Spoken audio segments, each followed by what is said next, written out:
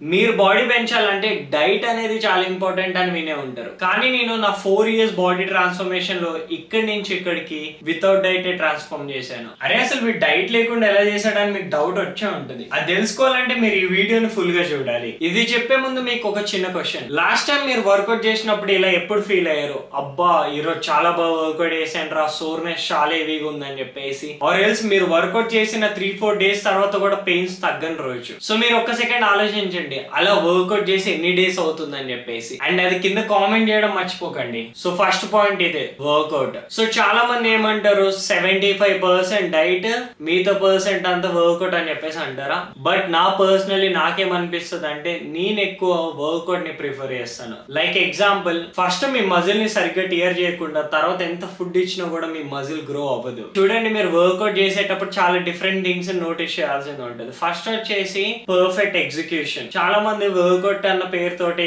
సరిగ్గా work out perform చేయరు. Like వాళ్ళ ఫామ్ రాంగ్ ఉంటది అండ్ వాళ్ళ ఆర్పి 6 to 5 లో ట్రైన్ చేస్తారు. సో లైక్ మీరు 4 reps తర్వాత ఇంకా 6 reps వచ్చేలా ఉందనుకోండి, మీరు ఆర్పి 4 లో ట్రైన్ చేస్తున్నట్లు. మీరు ఒక రెప్ తర్వాత ఇంకొక రెప్ కూడా చేయలేకపోతే అది ఆర్పి 10 అన్నట్లు. So like example, muscle build చేయాలంటే అరౌండ్ మీరు 8 to 9 ఆర్పి లో ట్రైన్ చేయడం చాలా ఇంపార్టెంట్.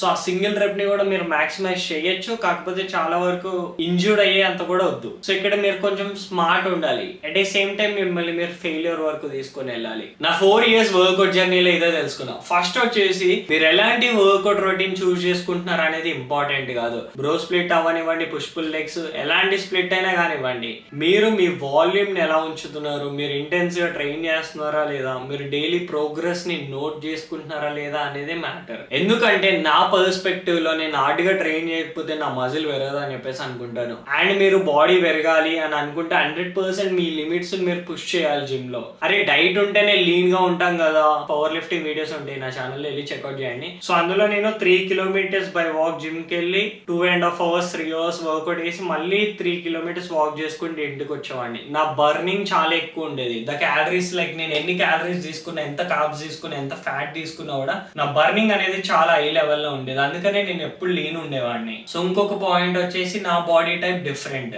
సో అందరికి ఒకేలా వర్క్ అవుతుంది అని చెప్పేసి చెప్పాను నేను. జెనెటిక్స్ కూడా ఒక రోల్ ని ప్లే చేస్తుంది ఎక్కువగానే అనుకోండి. మీరు డైట్ లో ఉన్న వర్కౌట్ సరిగ్గా చేసినా కూడా మీ స్టెప్ కౌంట్ కంప్లీట్ అవ్వకపోతే మీరు లీన్ అవ్వలేరు 100%. సో నేను నా మైనసెస్ నేను ప్లస్ కింద చూసుకునేటోడిని. లైక్ వర్కౌట్ చేసి వచ్చి మళ్ళీ వాక్ చేయాలంటే ఇబ్బంది అవుతున్నా కూడా నేను 100% జిమ్ కి వాక్ లో వెళ్ళి వాక్ లో వచ్చేవాడిని. అరే నా స్టెప్స్ కంప్లీట్ అవుతున్నాయి, నేను at the same time very hard గా ట్రైన్ చేసి మళ్ళీ రిటర్న్ కూడా వచ్చేవాడిని, మళ్ళీ నైట్ కూడా వాక్ వెళ్ళేవాడిని. ఏదైతే నెగిటివ్స్ ఉన్నాయో అవన్నీ పాజిటివ్స్ కింద చేంజ్ చేసుకున్నాను. అండ్ ఇంకొకటి, డైట్ ఫాలో అవ్వలేదు అంటే ఊరికే బర్గర్లు తిన్నా అని అర్థం కాదు. డైట్ ఫాలో అవ్వలేదు అంటే ఏంటిదంటే నేను నా డైలీ ఇంటేక్ ప్రోటీన్ తీసుకోలేదు, నా కార్బోహైడ్రేట్స్ ని కౌంట్ చేసుకోలేదు.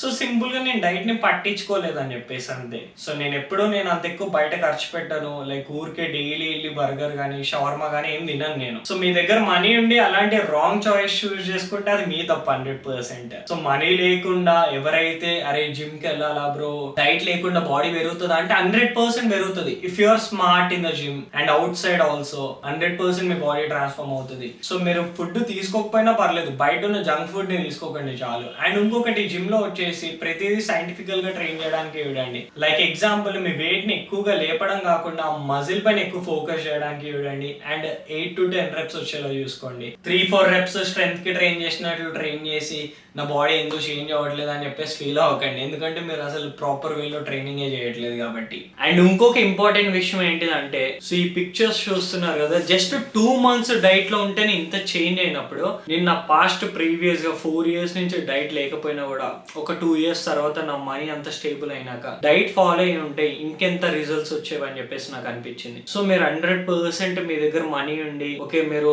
రైట్ చాయిసెస్ తీసుకోవడానికి ట్రై చేయండి.